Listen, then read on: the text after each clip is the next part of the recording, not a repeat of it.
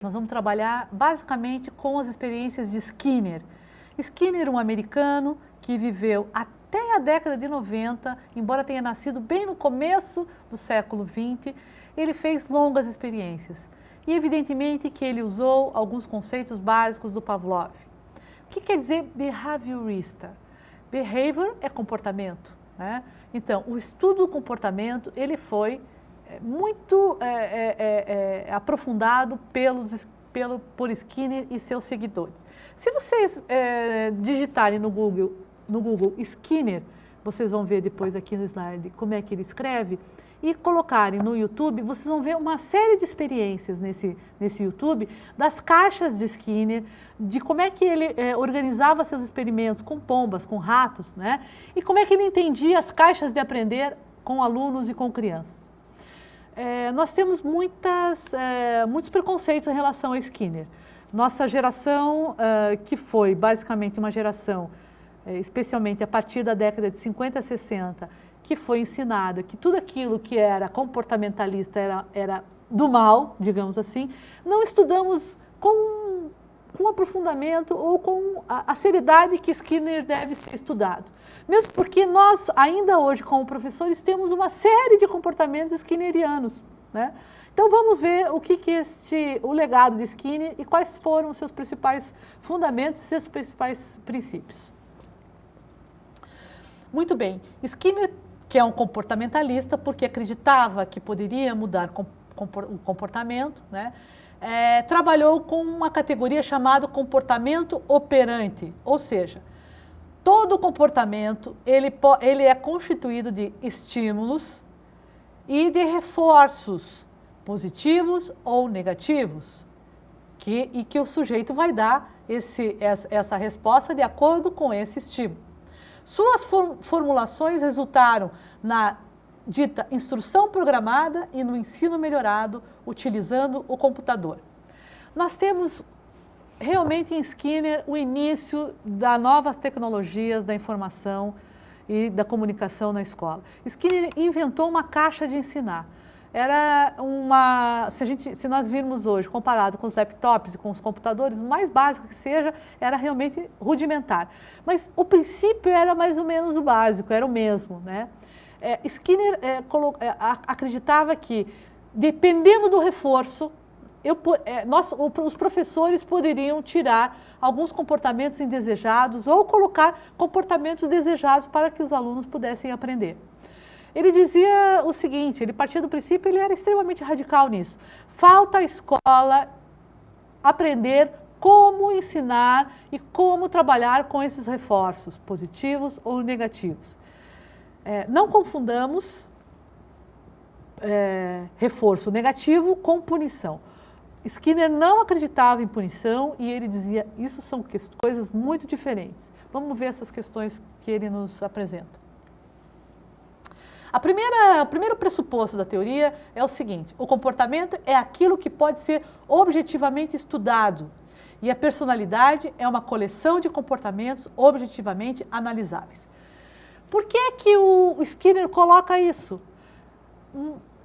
Nesse caso, Skinner estava contrapondo aos mentalistas. O que diziam os mentalistas do meados do século XVII e XVIII? Que aquilo que está na minha consciência não pode ser visualizado. O Skinner disse, não, nós temos que transformar a educação em ciência. Então, tem um pouco de radicalismo nisso também de Skinner. Era preciso colocar a educação num patamar científico. E como é que a gente coloca a educação num patamar científico? Lembrando que no século XIX, início do século XX, a nossa ciência, a ciência organizada pelos homens ou pela humanidade, era positivista de Augusto Comte. Era preciso observar, era preciso ter elementos que eu pudesse colocar em estatística, elementos que tinham que ser seguidos, que eu precisava observar. Portanto, o Skinner disse, se é isso, eu preciso transformar a educação em ciência, então é isso que nós vamos fazer, né? Então vamos ver quais são outros pressupostos de Skinner.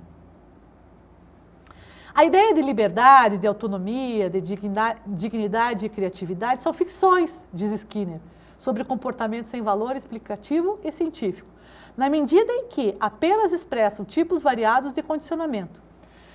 Aí está muito claro o que o Skinner está colocando, né? Skinner não acreditava na questão interna do sujeito, naquilo que o sujeito foi marcado sobre a sua cultura. Por isso que eles são chamados também de ambientalistas, porque eles acreditavam e acreditam, os comportamentalistas, né? Existe uma grande corrente ainda que acredita nisso, muito mais radicalmente que o próprio Skinner, que as questões do ambiente são mais importantes que as questões internas, que, na visão dos comportamentalistas, não podem ser observáveis. O comportamento pode ser modelado através da administração de reforços positivos e negativos, o que implica também numa relação causal entre o reforço, que é a causa, e o comportamento, que é o efeito. Para Skinner, o mais importante não é o reforço, é o efeito. É aquilo que eu quero que o meu aluno, ou que o meu filho, ou com a minha criança, ou enfim, que o meu amigo, né, queira, o comportamento que surtiu efeito, e não o reforço que eu vou dar ao B. Observe que nos comportamentos com filhos e com crianças mais novas, né, toda criança que faz birra aprendeu por um reforço negativo dos seus pais ou da sua família, né? Toda birra é uma aprendizagem negativa. Vamos ver como é que isso se dá. O primeiro programa experimental de Skinner foi a utilização sistemática de um reforço, privando ou não o sujeito do mesmo, conforme um comportamento rigorosamente pretendido. Quais são?